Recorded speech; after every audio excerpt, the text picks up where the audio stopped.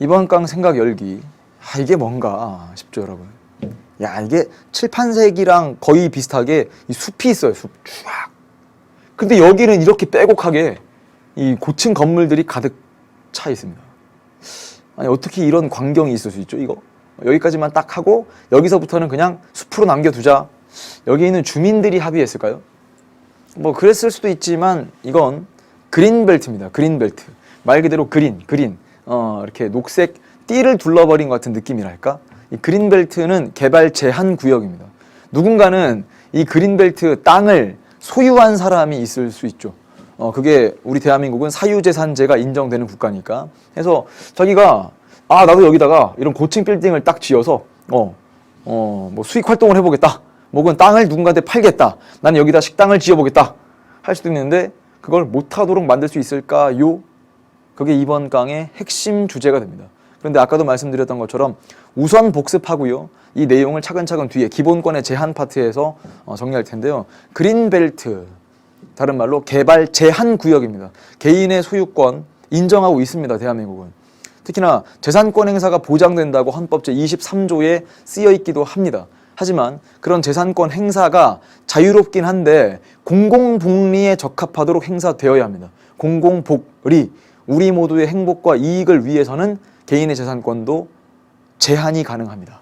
그래서 그 내용들을 여기서 정리할 거고요. 우리 이쪽 바로 가지 말고 자료들을 통해서 몇 가지 더 추가해 볼까 싶어요. 자, 우리 헌법에서의 기본권 보장 제10조가 나와 있습니다. 모든 국민은 인간으로서의 존엄, 가치, 행복을 추구할 권리를 갖는다. 국가는 개인이 가지는 불가침, 침해할 수 없는 기본적 인권을 확인하고 이를 보장할 의무를 진다라고 선언하고 있어요. 그러니까 이런 거죠. 인간으로서의 존엄과 가치를 갖고 행복을 추구할 권리를 갖는데 국가가 이걸 보장할 의무를 진다. 이런 것까지 선언을 하고 있습니다. 37조 1항, 선생님 언제 37조 1항까지 훅 지나갔나요? 국민의 자유와 권리는 헌법에 열거되지 아니한 이유로 가볍게 여겨서는 안 된다 해서 지금 타이틀 보시면 우리 헌법에서의 기본권 보장을 10조와 37조 1항을 통해서 이렇게 이야기하고 있어요.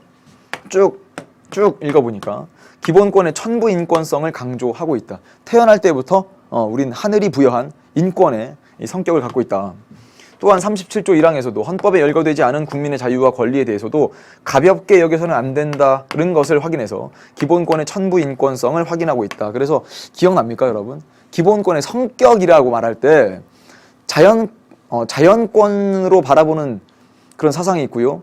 실정권으로 바라보는 사상도 있었는데 특히나 이 자연법 사상의 기초에서 초국가적 불가침 권리로 인식한다라는 말을 우리가 20페이지에서 살펴보고 갔는데 거기에 빨간 글씨로 조그맣게 뭐라고 쓰여 있었냐면 천부 인권 사상, 인간의 권리는 천부, 하늘이 부여했다라는 사상, 이게 우리 헌법에 어떻게 드러나 있는 건지에 대한 접근이랄까 해서 이렇게 좀 정리를 하시면 될 거고요. 외우는 건 아니에요. 쭉 한번 보시면 되고 그 다음에 23페이지에 사회권 관련 헌법 조항이 있습니다. 사회권을 가장 마지막에 배웠죠. 31조부터 쭉 정리했는데 우리 교재 34조부터 나와 있네요. 모든 국민은 인간다운 생활을 할 권리를 가진다. 31조 1항 모든 국민은 능력에 따라 균등하게 교육받을 권리를 가진다. 그래서 시험 문제가 쉽게 나오면 이런 조문들을 탁탁탁 주고 나서 이게 무슨 기본권이 이게 이렇게 묻고 기본권, 사회권 이렇게 내진 않아요. 그건 아주 쉬운 문제고 이 조문들을 쭉 준 다음에 다음 조문에 드러난 기본권의 성격을 물어봅니다. 그러면 이게 쭉쭉쭉 나열되어 있으니까 얘는 사회권, 그러니까 적극적이고 그리고 또 뭐 현대적이고 그 다음에 열거적 권리 이렇게 풀어주시면 된다는 거예요. 그렇게 내면 쉬운 문제예요. 그래도 그나마. 근데 학교 시험에선 그런 형태의 문제가 많이 나오지 않을까 싶어서 성격 중심으로 정리한 거고요. 32조 1항 모든 국민은 근로의 권리를 가진다. 국가는 사회적 경제적 방법으로 근로자의 고용의 증진과 적정 임금의 보장에 노력해야 한다. 35조 1항 모든 국민은 건강하고 쾌적한 환경에서 생활할 권리를 갖는다. 국가와 국민은 환경 보전을 위하여 노력하여야 한다. 그래서 이거를 환경 보전의 의무라고도 이야기를 합니다. 그래서 선생님이 전강 시작할 때 뭐 아주 자세하게까지는 아니지만 국민의 의무라는 것도 살짝 교과서에 들어가 있는 게 있기 때문에 얘기하겠다라고 했는데 말이 나온 김에요. 우리 국민의 의무라는 게 있는데 이걸 배운 학교가 있고 안 배우는 학교가 있을 것 같아서 그냥 소개만 해드리면, 국민의 의무는 일단 기본적으로 헌법 제38조 39조에 납세의 의무와 국방의 의무가 있어요. 이걸 묶어서 고전적 의무라고 부를 때도 있어요. 이 정도는 배웁니다. 헌법의 의무를 배우는 학교에서는. 그러면 고전적 의무는 어떤 특징을 갖나요? 납세의 의무, 이거 세금을 납부해야 될 의무죠. 국방의 의무는 뭐 군대 가야 되는 그런 병역의 의무 라기보다는 뭐 그것도 국방의 의무 중에 하나인데, 그러니까 남자 여자를 가르지 않고 이 국방의 의무는 모든 국민들이 이제 국가 방위에 관련된 의무를 지고 있습니다. 그 중에 병역의 의무는 남성들이 갖는다라고 이야기하겠지만, 국방의 의무는 모든 국민들의 의무라고 말할 수 있는데, 얘는 고전적 의무인데요. 의무로서의 성격만 있어요. 의무로서의 성격. 권리로서의 성격이 있다고 하진 않죠. 그런데 현대적인 의무라는 것도 있거든요. 현대적 의무.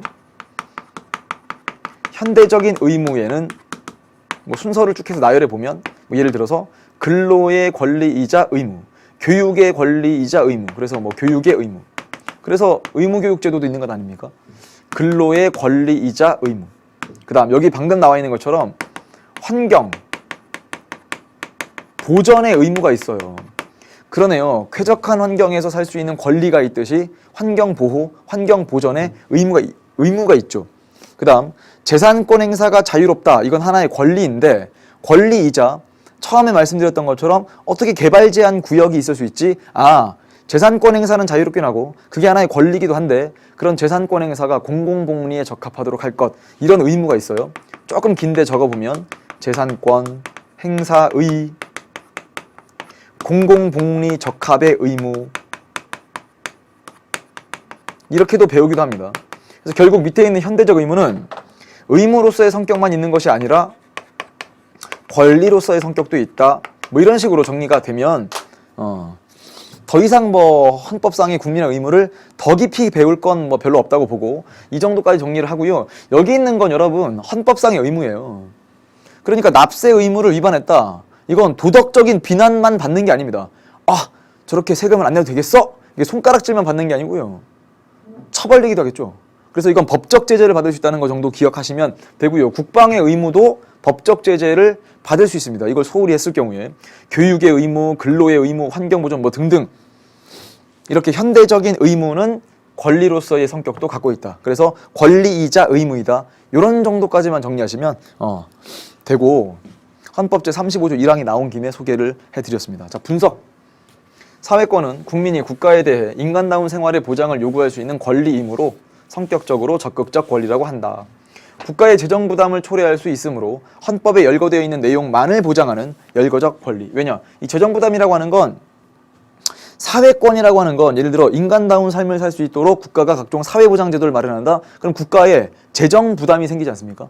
국가가 뭔가 돈을 지급하고 어떤 시설을 마련하고 해야 되기 때문에, 우리 헌법에서는 인간다운 생활을 할 권리, 교육받을 권리, 근로의 권리, 근로삼권, 단결권, 다 쓸 수 있어야 됩니다. 강조한 학교에서는 단결권, 단체 교섭권, 단체 행동권, 건강하고 쾌적한 환경에서 생활할 권리 등등 있는데, 다시 말씀드려요. 이런 제도들이 쭉 나열이 되면 얘는 사회권이야 라고 정리하시고 성격으로 문제를 풀 생각을 하면서 문제를 접근해 주시고, 그 다음 청구권이 나옵니다. 이 청구권은 여러분 다 하셔야 돼요. 다. 왜냐면 선생님이 그전 강에서 청구권의 성격 정리하면서 하나 둘씩 다 말씀은 드렸는데, 일단 구체적인 건 다음 강 해보겠다 해서 지금 나온 김에 26조부터 차근차근 읽어나가면서 다 알아야 돼요. 총 5개를 우리가 제시할 수 있어야 됩니다. 모든 국민은 법률이 정하는 바에 의해서 국가기관에 문서로 청원할 권리를 가진다. 청원이라는 말 들어봤을 거예요. 그 다음 이제 국가기관에서 마련하는 청원 홈페이지에 직접 가본 친구들도 있을 텐데, 이걸 청원권이라고 부르면서 헌법상 청구권의 종류로 이야기를 할 수 있어야 됩니다.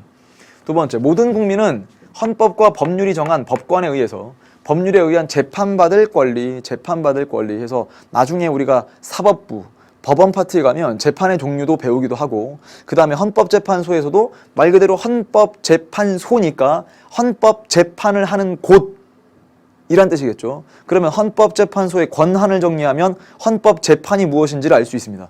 대표적으로 헌법소원 심판 이런 게 있는데 이것도 뭐 재판받을 권리에 포함이 되고요. 지금 우리 교재에는 나와 있진 않은데 헌법 제27조를 좀 꼼꼼히 읽다 보면 어떤 내용까지도 들어가 있냐 한번 들어보세요. 형사사건의 피해자가 있어요. 형사사건의 피해자는 원래 형사재판의 당사자가 아닙니다. 이게 무슨 말이냐면 예를 들어 볼게요. 갑이란 사람이 을을 때려서 다치게 만듭니다. 이걸 상해라고 하거든요. 그럼 을은 피해를 입었죠. 이 피해에 대해서 손해배상해라. 여러분 이거를 민사라고 불러요. 민사. 근데 지금 이건 중요한 게 아니고 예를 들면 갑이 을을 때려서 상해를 입혔다. 그러면 갑을 처벌할 수 있냐의 문제가 생깁니다. 이렇게.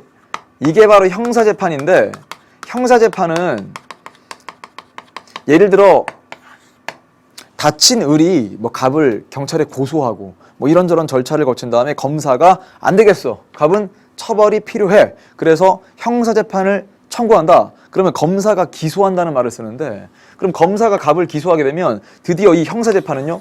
검사 대 피고인 구도로 갑니다. 검사 대 피고인. 그러니까 갑이 여기 와 있죠.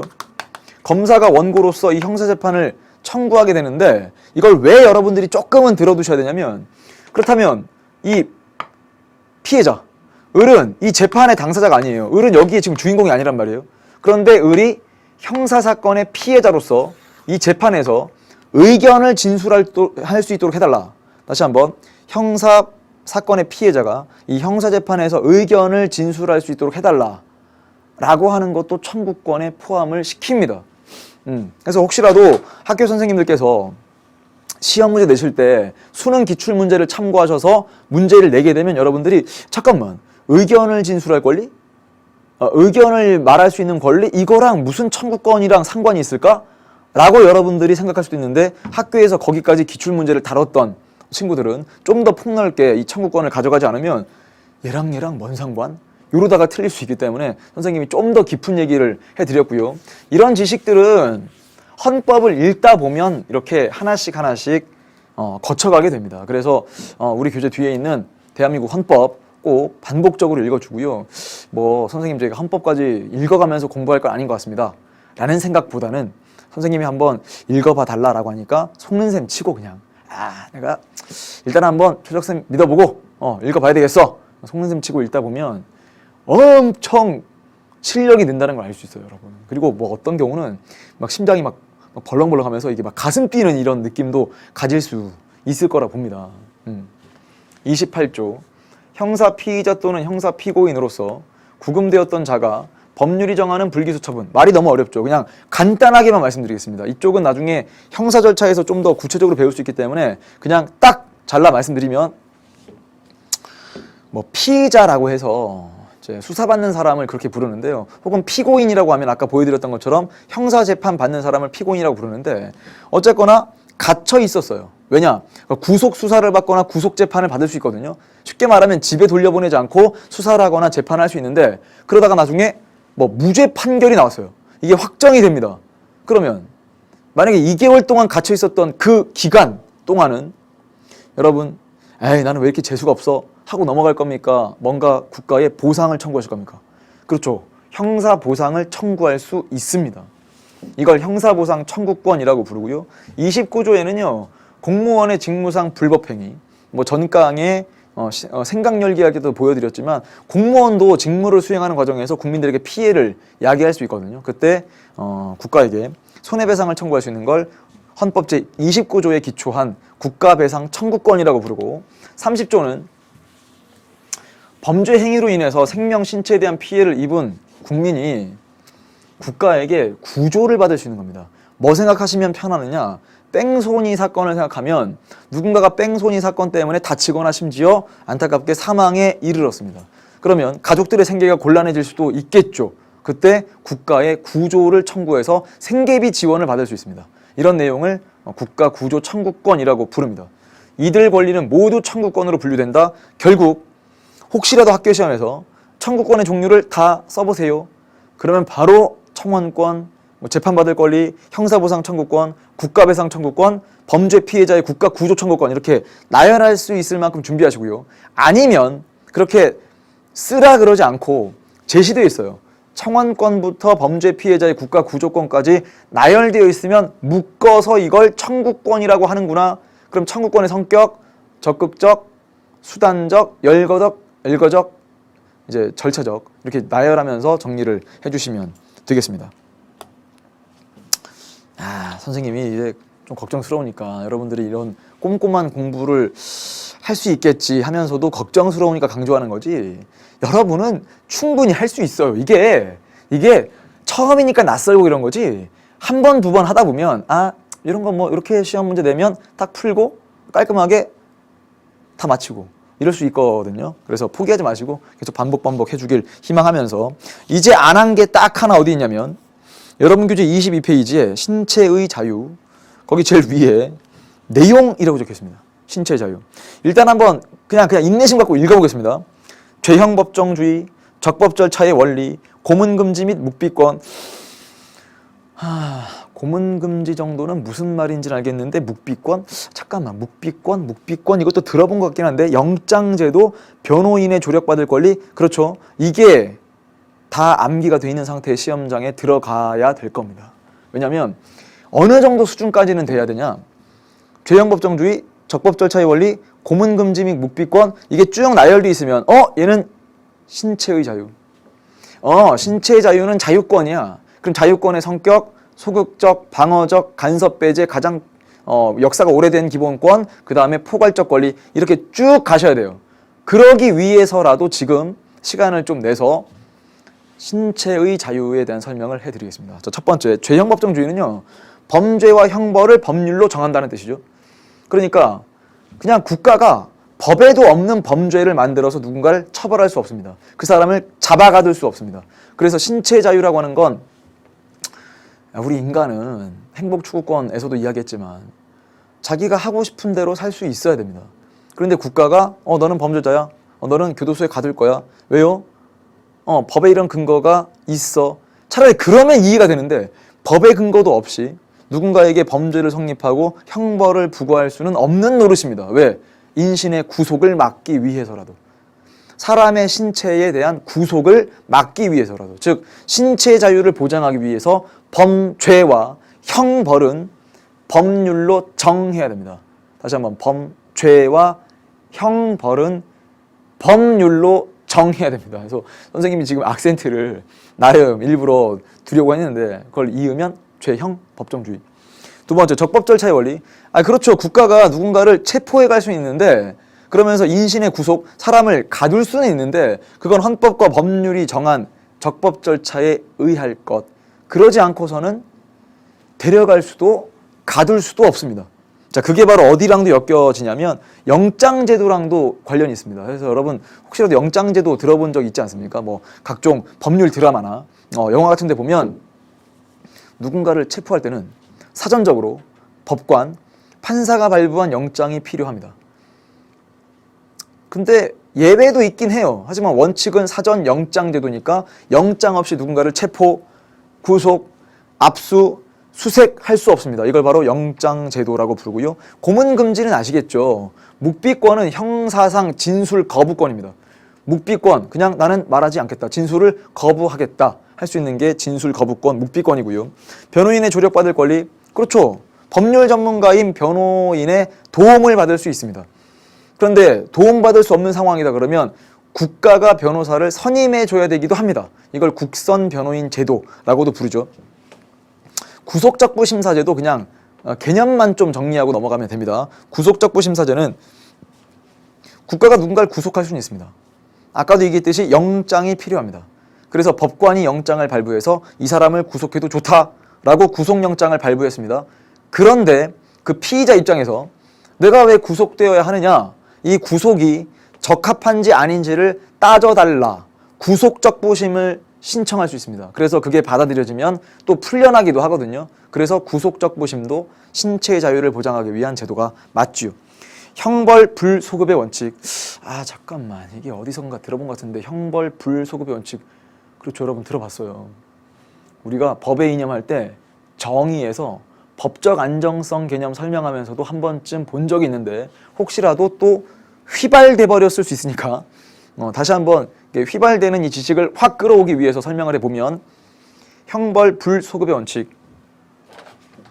범죄가 성립하고 처벌하는 것은 행위시의 법률에 따라야 됩니다. 그런데 행위할 때는 이걸 처벌할 수 있는 법률이 없었음에도 나중에 가서 법을 만들거나 개정해서 이걸 되돌려 적용하는 걸 소급한다라고 하죠. 이러지 말라는 뜻이죠. 형벌 효력 불소급의 원칙. 1. 사부재리. 이쯤 되니까 상당히 어려워집니다. 1. 사부재리. 이건 한 번 끝난 사건에 대해서는 재리, 다시 심리, 재판을 열 수 없다라는 뜻입니다. 아니 재판이 다 끝났는데 또 막 검사가 기소하고 또 재판에 세우고 이러면 한 사람의 삶이 무너지지 않겠습니까? 그래서 1. 사부재리. 우리 교재에도 나와 있습니다. 뭐라고 적혀있냐? 무죄가 된 행위와 이미 처벌이 끝난 행위에 대해서 다시 처벌할 수 없다는 원칙을 1. 사부재리의 원칙이라고 합니다. 벌써 마지막이네요. 연좌제라고 하는 건 자기는 큰 잘못 없는데 다른 친족의 잘못으로 자기에게까지 불이익이 넘어오는 걸 연좌제라고 합니다. 그건 금지돼야 되겠죠. 자, 지금까지 설명한 내용들을 싹 묶어서 신체의 자유라고 정리를 합니다. 다시 한번 복습입니다. 죄형법정주의, 적법 절차의 원리, 그 다음 고문금지 및 묵비권, 영장제도 뿐만 아니라 구속적 심사제, 형벌효력 불소급의 원칙, 일사부재리의 원칙, 연좌제 금지 등등 이렇게 배우는 거예요. 혹은 학교마다 좀 더 배우는 학교도 없지는 않을 겁니다. 그러니까 이거를 좀 더 막 구체적으로 설명을 했다 그러면 그 내용까지를 다 넣고요. 예를 들면 변호사의 도움받을 권리 하면서 국선 변호인 제도도 소개를 하는 경우가 있고 미란다의 원칙, 이게 고지 의무죠. 미란다의 원칙 들어봤는데 체포할 때 체포하는 이유 이런 것들을 다 알려줘야 되고 변호인의 도움받을 수 있다 이것도 다 알려줘야 되죠. 이런 고지 의무까지도 배우는 경우가 있고 체포에 가면서 가족들에게도 이 사람 체포해 간다는 거 알려줘야 되지 않습니까? 그런 내용까지를 다 풍부하게 배우는 학교가 있다면 다 챙겨놓고요. 오늘 강의 핵심은 뭐라고요? 이런 걸 묶어서 신체의 자유라고 하니까 자유권으로 풀어야 되겠구나 까지 하시면 됩니다. 야, 뿌듯하네요 선생님도. 여러분 교재 이제 우리 24페이지로 갈 건데 24페이지에선 기본권의 제한을 정리해 볼까 합니다. 이 기본권의 제한은 어떻게 출발하는 게 좋냐? 아예 그냥 기본권의 제한이니까 이 관련 규정을 읽어주셨으면 좋겠어요. 반드시. 그게 어디 있냐면 헌법 제 37조 2항에 있습니다. 여기서 여러분들은 어떤 아이디어가 생겨야 되냐면 선생님이 이렇게 말할 때 제발 흔들리지 말고 정확하게 말할 수 있어야 됩니다. 자, 예를 들어서 기본권의 제한은 가능하니? 이렇게 물어봤어요. 기본권의 제한이 가능할까? 국민의 기본권을 제한하는 게 가능할까? 그러면 아니요라고 하지 마시고 그냥 예라고 해보세요. 예. 기본권의 제한은 가능합니다. 두 번째 질문입니다. 다시 한번. 첫 번째 질문은 기본권의 제한이 가능할까? Yes. 그러면 어떤 기본권을 제한할 수 있을 것 같아? 그때 헌법 37조 2항에 있는 표현이 있어요. 국민의 모든 자유와 권리는 제한될 수는 있습니다. 그렇지만 막무가내로 제한할 수는 없습니다. 그래서 기본권의 제한, 일단 시작은 뭐라고요? 가능합니다. 그러면 기본권 제한의 대상이 되는 건 무엇일까요? 라고 하면 국민의 모든 자유와 권리라고 하시고요. 그 기본권 제한의 목적이라는 것도 있지 않을까? 있죠. 이 목적은 시험 문제 쓰라 그러면 정말 쓸 수 있어야 돼요. 기본권을 제한하는 목적이 무엇일까? 사회의 질서를 유지하고 국가의 안전을 보장하고 우리 모두의 행복과 이익을 위해서 공공복리를 위해서만 제한할 수 있습니다. 그러니까 여기 제시되어 있지 않은 이 세 가지를 벗어난 기본권 제한의 목적은 없습니다. 예를 들면 기본권을 제한해야지 국가가 그러니까 왜 제한하려고 하는데 좀 더 행정을 편리하게 하기 위해서 나라 살림을 좀 더 편리하게 이끌어가기 위해서 국민들의 기본권을 제한하는 게 좋겠어. 무슨 소리예요 지금? 그거는 대한민국 헌법에서 인정하고 있는 기본권 제한의 목적이 아닙니다. 그러니까 여기 셋 중에 어느 하나랑은 관련이 있어야 기본권을 제한할 수는 있고요. 그럼 기본권 제한의 방법은 무엇이 있나요? 일단 원칙은 법률로서 제한해야 됩니다. 법률로서. 뿐만 아니라 이런 기본권 제한에 한계가 있는데요. 그 기본권 제한의 한계라고 하는 건 기본권을 제한할 수 있긴 하지만 본질적인 내용을 침해할 수 없다라는 한계가 있습니다. 그러니까 이런 거예요. 헌법 제37조 2항이 존재하는 이유는 기본권을 제한할 수 있다고 하니까 국가가 국민들의 기본권을 아무 때거나 제한할 수 있도록 헌법 제37조 2항에서 이렇게 그 기본권을 아무 때나 제한할 수 있도록 밀어주고 있는 모습? 밀어준다는 게 어떤 느낌이냐? 야, 나만 믿고 37조 2항만 믿고 마음대로 국민들의 기본권을 제한해봐. 이런 뜻이 아니죠. 그런 뜻이 전혀 아니고요. 정반대일걸요. 국가가 기본권을 제한하려고 하면 37조 2항이 잠깐 이러겠죠. 잠깐. 왜 제한하려고 하는데? 질서 유지를 위해서요. 그래? 그러면 필요한 법률은 만들어놨어? 네, 만들어놨습니다. 잠깐만 좀 들여다볼까? 법률 쭉 본 다음에. 야, 이거는 기본권의 본질적인 내용을 침해하는 것까지 이르렀으니까 이런 정도까지 제한할 수는 없단 말이야. 이러기 위해서 기본권 제한에 한계를 두기 위해서 37조 2항이 있는 거예요. 그러네요. 그래서 헌법조문을 읽어가다 보면 감격스러운 게 있을 수 있다고 말씀드린 게 이쪽인데, 시험 문제는 어떻게 출제될 거냐? 이런 기본권 제한이 가능하긴 한데 아무 때나 제한 없이 가능한 건 아니니까 한계를 설정할 수 있도록 우리 헌법재판소가 가이드라인을 만들어 놓은 과잉금지의 원칙이 있습니다. 아셔야 됩니다. 과잉금지의 원칙. 선생님이 이게 어떻게 읽히냐면 적당히 하세요! 이렇게 읽힙니다. 헌법재판소가 기본권 제한하려고요? 그것도 좀 적당히 하세요. 적당히 제한하세요. 적당히. 그래서 과잉하지 마세요. 어떤 선을 넘지 마세요. 과잉금지 원칙은 총 4가지의 요소로 구성되어 있는데요. 1번, 그러니까 위에 있는 것을 좀 더 체계적으로 이야기했달까? 기본권 제한의 목적이 정당해야 합니다. 목적의 정당성. 2번째, 수단의 적절성 혹은 적합성 이렇게도 불러요. 3번째, 그런 기본권 제한으로 인해서 국민에게 피해가 발생한다면 그 피해는 최소에 그칠 것. 다시 한번 이런 거예요. 그냥 말만 만들어 보세요. 기본권 제한이 가능하긴 한데 목적이 정당해야 되고 그 수단도 적절해야 되고 피해가 발생하면 그건 최대에 이르도록 하는 것이 아니라 최소에 그쳐야 된다. 4번째가 조금 낯설 수 있는데 법익의 균형성입니다. 무슨 말이냐면 기본권을 제한함으로써 달성하려는 공익의 증가가 있어요. 근데 기본권을 제한하면 분명 국민들의 사익의 감소가 생기거든요. 이렇게 부등호가 열려야 균형을 이룰 수 있다라고 이야기합니다. 다시 한번, 개개인들이 번거롭고 불편하고 이런 것들이 분명 존재할 텐데 그것보다 달성하려는 공익의 증가가 더욱더 커야 법익이 균형을 잡았다 이렇게 얘기합니다. 넷 중에 어느 하나라도 빠지면 과잉금지 원칙 위반입니다. 다시, 넷 중에 어느 하나라도 어기면 과잉금지 원칙에 위배됩니다.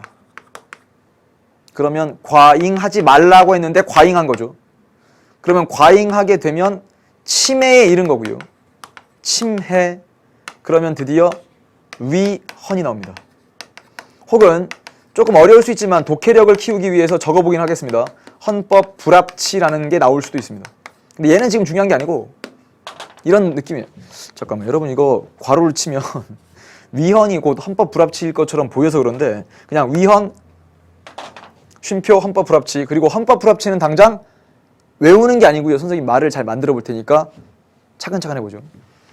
기본권 제한은 가능한데 과잉하지 마세요. 이걸 어겼어요. 그러면 과잉한 제한이 되면서 그게 침해에 이르렀다. 침해에 이르렀다는 건 기본권 제한을 하기 위해 마련된 법률이 헌법에 위반될 수도 있고 혹은 그런 기본권 제한을 위한 국가의 공권력 행사가 헌법에 위반되면 무효입니다. 무효입니다. 혹은 헌법 불합치, 잠깐만, 이 법률 헌법에 맞지 않는데? 헌법에 맞지 않는데 이런 뜻인데, 지금 위헌과 헌법 불합치를 구분하겠다는 게 아니라 어쨌거나 뭔가 잘못됐다는 사인으로서 국가 공권력의 행사에 무효 혹은 무력화를 시킬 수 있는 게 바로 과잉금지의 원칙이다. 그래서 이 네 조건 모두를 다 갖춰야 된다. 이 네 개 중에 하나만 갖춰, 이게 아니고요. 네 개 중에 어느 하나만 못 갖추면, 이게 빠지게 되면 그냥 과잉한 것으로 하고 침해에 이르렀다. 그래서 결국 여러분 잘 보세요. 제한이란 말과 침해란 말은 온도 차이가 있죠. 제한은 가능한데 과잉금지 원칙을 위배해서 과잉한 정도까지 가버리면 침해에 이르렀다라고 이야기하는 겁니다. 됐습니까? 네. 이 얘기를 처음에 보여드렸던 그린벨트 사례에 적용을 해보면, 국민들의 재산권 행사가 자유롭고 그게 보장된다는 건 맞는데, 여기다 큰 집 짓지 마세요. 아파트 못 올립니다. 여기다가 공장시설 설치할 수 없습니다. 여기다가 큰 식당 지을 수 없어요. 라고 기본권을 제한할 수 있을까요? 제한할 수 있습니다. 그러려면 법률이 필요하기도 하죠. 왜 그럴까요? 목적이 정당해야 됩니다. 예를 들면 공공복리에 적합하다는 이 목적이 정당해야 되고 수단도 적절하다, 이런 거죠. 소유권 자체를 뺏어버리겠다 이런 뜻이 아니라 소유권을 적정한 정도까지 제한하는 것 가능할 수도 있고요. 피해가 발생하긴 하는데 최소에 그쳐야 된다는 조건 검토해봐야 되고, 법익의 균형성, 그렇죠. 개인의 재산권 행사에 제한을 두고 이 환경을 보호하면서, 즉 그린벨트가 일정 정도 유지가 돼야 도시가 무분별하게 확장되는 걸 막지 않습니까? 그럼으로써 다 좋을 수 있도록 하는, 요 환경이 좋아짐으로써 이 공익적 가치가 커질 수 있도록 하는 것을 가능할 수 있도록 하느냐, 맞다라는 설명을 이렇게 하는 거죠. 그래서 이 과잉금지 원칙 꼭 한번 정리해 보시고요. 이번 강 완강 코드는 이렇게 준비를 해봤어요. 보여주세요. 띠링. 그렇죠. 이 과잉금지 원칙을 정리하되 과잉하지 마세요 라고 적으면 여러분은 지금 1번, 2번, 3번, 4번을 적고 싶지 않다는 뜻으로 받아들여도 되나요? 그러진 않겠죠. 해서 한 번쯤 쭉 적어보고요. 이게 어떻게 적용되는지를 보여드리겠습니다. 여러분 교재에 24페이지인데 잘 안 읽힐 수도 있어요. 무면허 운전으로 벌금형을 선고받은 경우 2년 이내에는 운전면허를 받을 수 없도록 한 이 법률, 도로교통법, 헌법에 위반되지 않는다. 아까는 뭐 위헌 이런 말 했죠. 근데 그거는 오히려 헌법에 위반된다는 뜻이고요. 얘는 헌법에 위반되지 않는다. 그러니까 이런 거죠. 과잉금지 원칙을 어기지 않았다는 뜻입니다. 이 사건 법률 조항이 추구하는 공익은, 즉 왜 벌금형 선고받은 경우에 2년 이내에 운전면허를 받을 수 없도록 했을까? 그러면서 이런 법률 조항이 추구하는 공익은 운전면허의 취득이라는 운전자의 기본적인 의무를 위반하여 국민의 생명, 신체, 재산에 대해서 위험을 초래한 자, 이 사람이죠. 벌금형을 선고받은 자에게 계속하여 교통에 관여하는 것, 운전할 수 있도록 하는 것을 금지해서, 자, 나오네요. 공공의 안전을 확보하는 것이 이 법률의 목적인데, 이러한 공익은 운전면허 시험 자격 제한이라는 사익에 비해 결코 작다고 할 수 없으므로 법익의 균형을 만족시킨다. 그렇죠? 이렇게 쭉 헌법재판소가 맥을 잡으면서 문장을 이렇게 쓰고 있어요.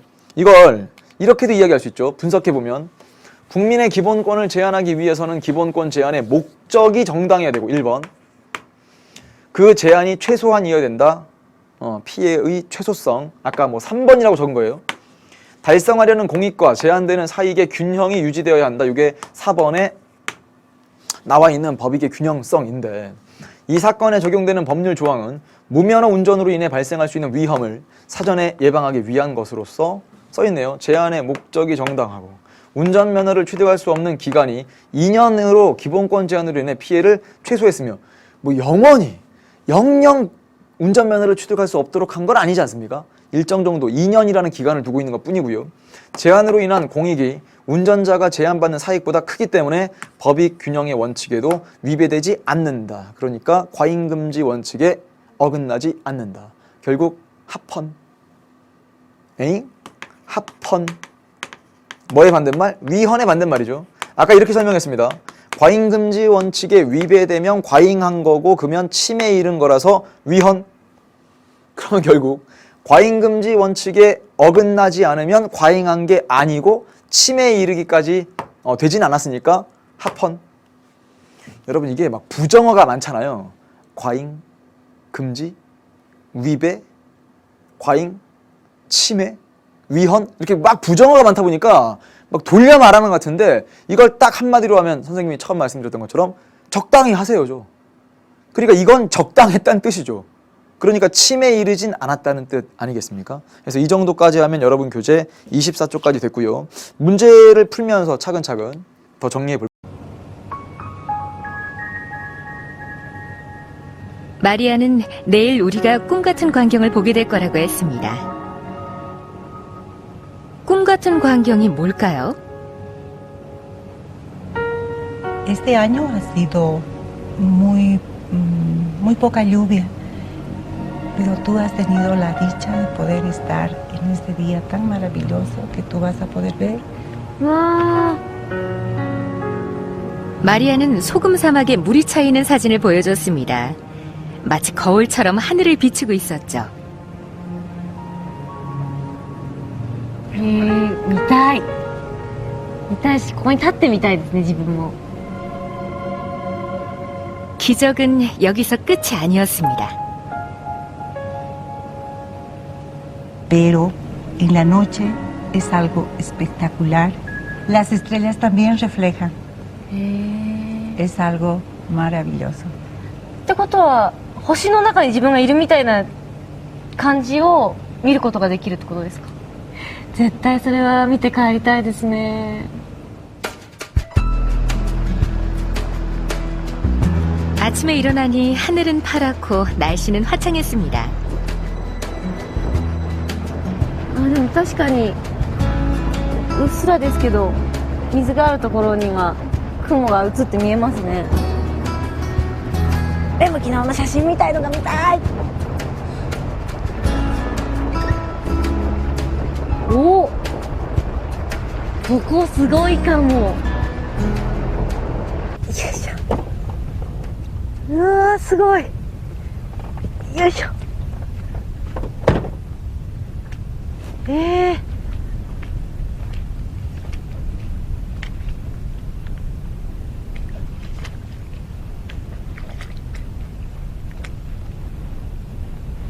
어제 내린 비 때문에 소금 사막의 흰색이 사라졌습니다.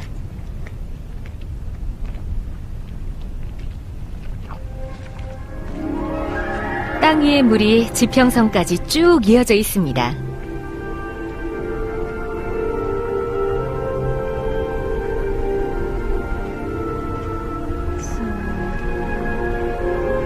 그리고 그 물 위에 하늘이 담겨 있습니다. 어제 본 사진처럼 말이죠.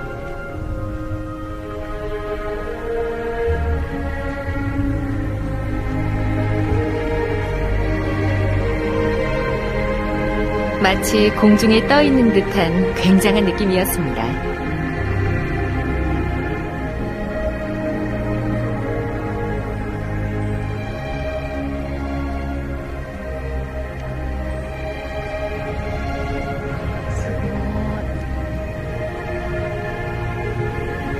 なんか本当言葉を失いますね。わあすごいしか出てこなくなっちゃう。すごい範囲に水は溜まってるんですけど、でもこの水自体はすっごい浅いんですよ。ほら、もう手も埋まらないぐらいです。 물의 깊이는 1cm도 채 안 됩니다. 물이 얇은 막처럼 지면을 덮어 소금 땅이 끝없이 펼쳐진 것처럼 보입니다.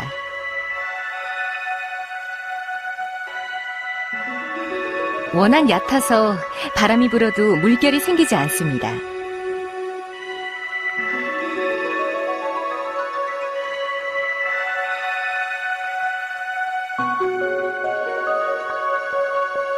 이곳은 마법의 나라입니다.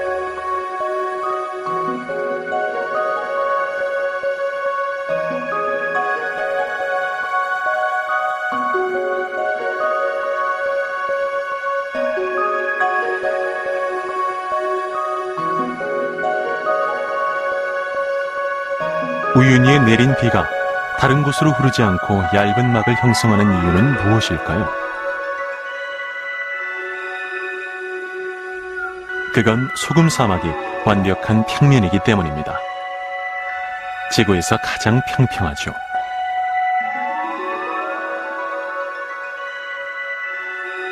볼까요? 기본 문제 1번.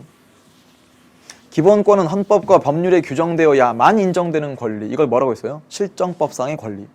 아니다. 기본권은 인간이 태어나면서부터 갖는 권리다. 이걸 천부인권성 자연법상의 권리. 이렇게 부르면 기억. 갑은 기본권을 실정법상의 권리로 보고 있어요.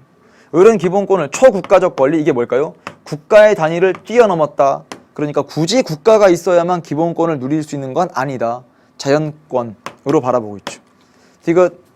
을은 기본권과 천부인권을 동일한 개념으로 보고 있다. 이게 바로 천부인권이란 뜻이니까요. 다음 리을.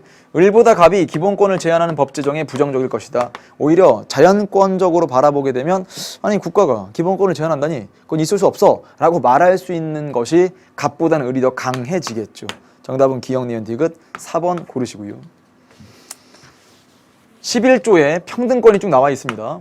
옳지 않은 건데요. 신분제를 원천적으로 부정하고 있다. 사회적 특수계급을 인정하지 않는다. 구성원 간의 차이를 인정하고 있지 않다. 틀렸죠 이제. 왜냐면 차이를 인정해서 다른 건 다르게 대할 수 있다는 게 합리적 구별이자 실질적 평등이니까 가능합니다. 옳지 않은 것 2번이고요. 선천적, 후천적 요인에 의한 차별을 금지하고 있다. 그렇죠. 차별을 금지하는 거니까 차별받지 아니할 권리. 3번 맞는 얘기고. 네 번째, 모든 국민은 평등하다는 견해, 평등권입니다. 다른 기본권 보장에 그렇죠. 전제가 되는 기본권. 이게 바로 평등권이니까 5번 잘 챙기시고요. 2번의 정답은 2번 고르시면 되겠죠. 밑줄 친 이 기본권에 대한 설명으로 옳은 것은 처음에는 인간으로서 가지는 권리가 아니라 국가의 시민으로서 갖는 권리라고 생각했기 때문에 시민으로서의 자격 요건을 충족하지 못하면 부여받지 못하는 것으로 간주되었다. 하지만 노동자, 여성 등의 투쟁을 통해 특히나 19세기의 차티스트 운동, 여성들의 참정권 확대 운동을 통해서 쭉 전개가 되죠. 그리고 20세기에 와서 모든 성인이 이를 획득하게 되면서 대중민주주의, 대중민주주의 성립과 관련된 기본권은 참정권이군. 그럼 참정권이니까 포괄적 권리라고 부르지 않죠. 능동적 권리에 해당한다. 정답. 이렇게 그 기본권의 성격을 모르면 문제 풀기가 상당히 곤란하니까 이런 거 다 챙겨 놓으라고 했습니다. 초국가적 권리, 잘 보세요 여러분. 인간의 존엄과 가치, 평등권, 자유권, 이걸 묶어서 뭐라고도 부르냐면 굳이 여기 적혀 있는 권리들은 국가의 존재를 전제로 하진 않죠. 즉 인간은 그냥 태어나면서부터 존엄하고 가치 있는 존재고 그 다음 행복을 추구할 수 있습니다. 누구든지 태어나면서 자유롭고 평등하게 태어났다라고 한다면 국가가 존재해야만 인정되는 권리가 아니죠. 그런데 참정권, 청구권, 사회권은요. 국가의 의사결정에 참여할 수 있도록 해달라. 국가에게 뭔가 청구하죠. 청원권, 재판 청구권, 형사보상 청구권 이런 거죠. 사회권, 교육받을 권리 보장해달라. 인간답게 살 수 있는 이 권리를 보장해달라. 쾌적한 환경에서 살 수 있도록 해달라. 이건 전부 다 국가의 존재를 전제로 합니다. 이렇게도 시험 문제를 냅니다. 구분을 꼭 해주시길 바랍니다. 이렇게. 그러니까 특히나 이런 초국가적 권리가 이런 뜻이죠. 굳이 국가가 존재해야만 인정되는 권리가 아니다. 국가를 뛰어넘었다. 초국가적 권리. 그러니까 3번 틀렸죠. 왜? 참정권 여기 와 있습니다. 수단적 성격의 기본권, 청구권이고요. 본질적 성격의 기본권이라고 하는 건 특히나 이 본질적, 여기 있는 것들 다 본질적 성격의 기본권이라고 부른다. 아니 인간이 자유롭지도 평등하지도 않고 그런 상황에서 다른 기본권을 얘기하는 건 참 의미가 없는 느낌입니다. 그래서 본질적 권리다라는 건 평등권도 이야기할 때 있고 자유권도 이야기할 때 있는데 학교에서 배운 대로 이 본질적 성격의 권리가 어디까지를 포함시키는지 정리하시면 충분할 거고요. 4번 문제. 다음 사례에서 갑을 보시면 행사한 기본권이에요. 무엇을 행사했을까요? 구속 상태에서 재판을 받던 갑은 최근 대법원에서 무죄가 확정되자 그렇죠. 국가를 상대로 이만큼의 보상을 청구합니다. 얘를 이렇게 적어주면 되겠네요. 형사보상 청구권. 설명해 드렸으니까 체크만 하시고 을은 밤늦게 귀가하다가 강도에 의해 상해를 입었는데 일을 할 수 없게 되고 막대한 치료비로 인해 생계가 막막해져. 그때 국가에게 구조금 신청하는 걸 범죄 피해자의 국가 구조 청구권이라고 하는구나. 단답형 문제니까 해결했고요. 다음 5번. 갑은 모든 영유아의 보육료를 국가가 책임짐으로써, 그렇죠, 얘는 사회권을 실현한다, 인간다운 삶을 살 수 있도록 한다, 뭐 등등이 포함되어 있는 사회권이고, 변호사와의 접견을 막아서 비를 침해당했다. 이게 바로 자유권이죠. 특히나 신체 자유에서 변호인의 도움받을 수 있는 권리가 있었고요. 병은 국회의원에 출마하기 위해서 일정 금액 쭉 나옵니다. 공직선거법. 아니 왜 이렇게 많은 금액을 기탁하도록 해서 출마할 수 있는 나의 참정권을 침해하는 거 아니냐? 가볼까요? 1번. 기본권 보장을 위한 수단적 성격 청구권. 국가의 존재를 배경으로 인정되는 권리, 그건 자유권이 아니죠. 나머지 사회권과 참정권에 대한 설명이고요. 천부인권의 성격을 갖는다, 이것도 자유권. 여기서는 포괄적 권리에 해당한다. B, C, 자유권이 오히려 포괄적 권리죠. 5번. 소극적 권리, 정답 나왔죠. B가 소극적 권리니까 정답 5번 딱 고르시면 되고요. 다음 6번 문제. 기역은 국가와 상충되는 성격이 강하기 때문에 국가의 기능이 확대될수록 제한된다. 그러니까 오히려 작을수록 인정되는 게 자유권이니까 기역에 자유권 적으시고, 니은은 인간다운 생활의 보장, 사회권 어렵지 않네요. 자유권은 소극적 권리, 차티스트 운동은 참정권의 획득을 목적으로 한다라고 정리했고요.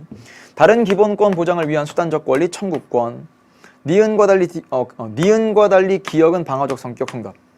그러네요. 딱딱 배운 대로 풀립니다. 다음 5번째. 둘 모두 법률에 의해 제한될 수 있습니다. 그래서 국민의 모든 자유와 권리가 법률에 따라 제한될 수는 있다라고 가능성 여시고 정답은 4번입니다. 다음 7번. 공무원의 직무상 불법행위로 손해를 입은 국민은 손해배상을 청구할 수 있습니다. 이걸 국가배상 청구권이라고 하고 A에 청구권 넣으시면 되고요. 그 다음 쭉 읽다 보니까 영장제도네요. 이게 바로 신체의 자유, 자유권을 보장하기 위해서니까 얘랑 얘를 구분할 수 있어야 돼요. 국가 운영에 참여할 수 있는 권리인가요? 그건 참정권 설명이니까 얘랑 얘를 구분할 수 없죠. 국가 의사결정에 참여할 수 있는 권리인가요? 뭐 똑같은 얘기죠. 참정권인가요? 이런 뜻이고. 사회적 불평등을 해결할 목적으로 도입되었는가요? 이건 사회권인가요? 라고 묻는 거니까 둘 다 구분이 안 되고요. 다른 기본권을 보장하기 위한 수단적 성격의 권리인가? yes, 아니요. 그러니까 이 질문 가지고 구분이 되죠. 정답 4번이고요. 인간다운 생활의 보장을 국가에 요구할 수 있는 권리, 사회권입니다. 마지막 문제 8번. 시위 때문에 교통정체가 심각하다. 교통질서를 훼손하는 모든 시위는 금지시켜야 된다. 모든 시위를 금지시키면, 아니 언론, 출판, 집회, 결사의 자유가 있는데 모든 시위를 금지시키는 걸 본질적인 내용까지 침해하고 있다라고 이야기를 하는 거예요. 그 생각은 옳지 않다. 왜냐하면 아무리 사회 질서가 중요하다 하더라도 시위 자체를 원천적으로 금지할 수는 없는 것 아니냐. 정답은 몇 번일까요? 이게 37조 2항에 나와 있는 것처럼 본질적인 내용을 침해할 수 없다. 답 4번을 고르시면 되죠. 자유와 권리의 본질적인 내용은 침해할 수 없기 때문이다. 해서 4번 고르시면 되고요. 기본권은 그 무엇으로도 제한할 수 없기 때문이다. 아니죠. 법률로 제한할 수 있고요. 집회 및 시위의 자유는 무제한의 권리이기 때문이 아니고요. 제한할 수 있는 그런 범위에 들어오는데 원천적으로 차단하는 것 자체가 4번에 나오는 것처럼 본질적인 내용을 침해하기 때문에 그렇습니다. 그래서 뭐 3번도 어울리는 합당한 이유가 아니고 5번. 공익을 위해 사익을 희생하는 것은 바람직하지 않기 때문이다. 이것도 설득력이 떨어지죠. 여기까지 하면 드디어 1단원의 기본권까지 개념 정리가 마무리되었습니다.